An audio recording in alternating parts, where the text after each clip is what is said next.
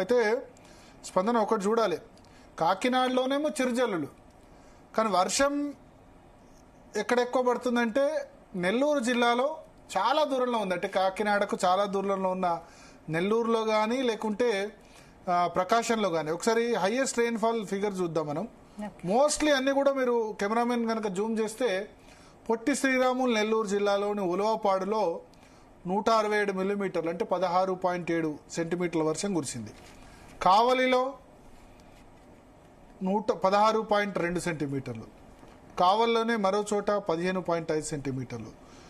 అదేవిధంగా నెల్లూరులో దగదర్తిలో 14.7. So mostly చూస్తే నెల్లూరు ప్రకాశం ఈ రెండు జిల్లాల్లో ఇప్పటివరకు ఎక్కువ రెయిన్ఫాల్ కురిచింది. 16 సెంటీమీటర్ల నుంచి 9 సెంటీమీటర్లు ఉదయం 8:30 నుంచి రాత్రి 8 గంటల వరకు. సో రెయిన్ఫాల్ విజయవాడ, గుంటూరు ఈ ప్రాంతాల్లో ఇప్పుడిప్పుడే స్టార్ట్ అయింది వర్షం. ఇప్పుడు ఒకసారి వర్షం రాడార్ కనుక మనం చూస్తే కనుక ఎక్కడ వర్షం పడుతుందన్న చూస్తే కనుక ఇంకా కూడా ప్రకాశం, గుంటూరు ఈ ప్రాంతంలో ఉంది.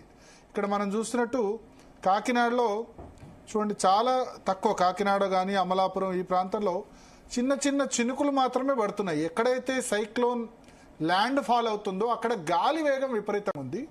గాలి ఉన్న చోట వర్షం లేదు. వర్షం ఈ సైక్లోన్కి సౌత్ వెస్ట్ దిక్కున అంటే నైరుతి దిక్కున ఎక్కువ వర్షాలు పడుతుంది. ఇప్పుడు మనం చూస్తే రేపల్లె, చీరాల, పొన్నూరు ఇటువంటి ప్రాంతాల్లో మనకు ఎక్కువ వర్షం పడుతున్నాయి. ఈవెన్ తెలంగాణలో కూడా, తెలంగాణ వరకు కూడా ఈ రెయిన్ఫాల్ ఉంది. ఇప్పుడు కొడంగలు, చారకొండ ఇటువంటి ప్రాంతాల్లో ఇప్పుడు మనం ఒకసారి లేటెస్ట్ రెయిన్ఫాల్ మ్యాప్ తెలంగాణలో చూస్తే వికారాబాద్లో వర్షం పడింది, తర్వాత నాగర్ కర్నూలు ఈ ప్రాంతాల్లో వర్షం పడుతుంది.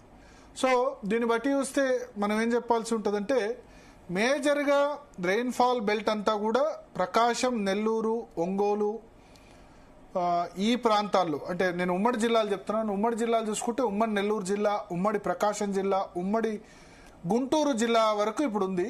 విజయవాడలో కొంచెం చిరుజల్లు పడ్డాయి, ఇప్పుడు కూడా చిరుజల్లు పడుతున్నాయి.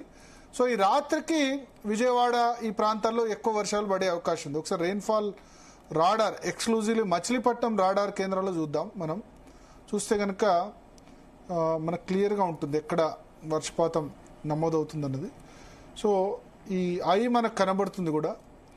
సో ఇప్పుడు ఎక్కువ ఒంగోలులో ఈ ప్రాంతాల్లో మనకు కనిపిస్తుంది, గుంటూరు, ఒంగోలు ఈ ప్రాంతాల్లో కనిపిస్తుంది. మచిలీపట్నంలో పెద్దగా వర్షం లేదు, అట్లాగే దీనిలో లేదు. బట్ కనిగిరి, కేఎన్జీ అంటే కనిగిరి, ఒంగోలు, దర్శి, మార్కాపురం, శ్రీశైలం ఈ ప్రాంతాల్లో రెంటచింతల కింద ఉన్న ప్రాంతాల్లో పడుతుంది.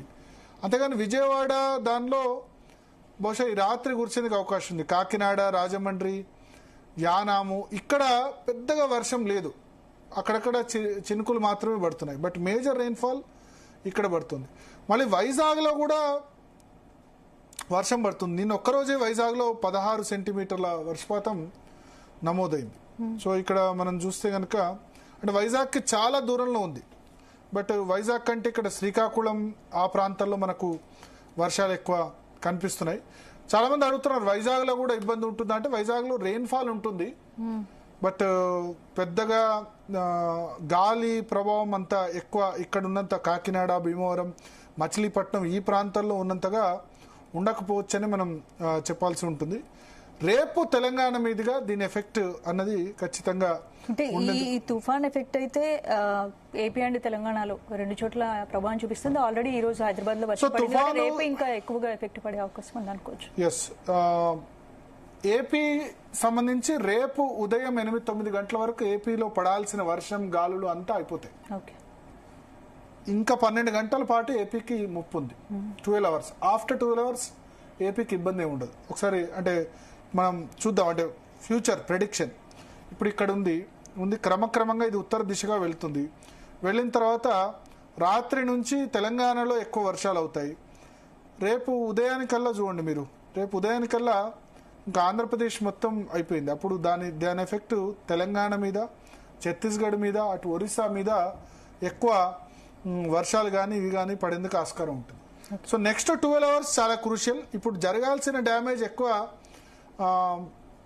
ఒక విధంగా చెప్పాలంటే 90 నుంచి 110 కిలోమీటర్ల వేగంతో ఇప్పుడు గాలులు వీస్తున్నాయి. పెద్దగా వర్షం జరగలేదు. తీవ్ర తుఫాను ఏదైతే ఎక్స్పెక్ట్ చేశారో ప్రభుత్వం అందరిని అలర్ట్ చేసింది కాబట్టి ప్రజలు ఎవరు కూడా పెద్దగా రోడ్ల మీదకి రాలేదు, ఇబ్బందులు లేవు. అంటే ఎక్స్పెక్ట్ చేసిన స్థాయిలో నష్టం అయితే జరగలేదు.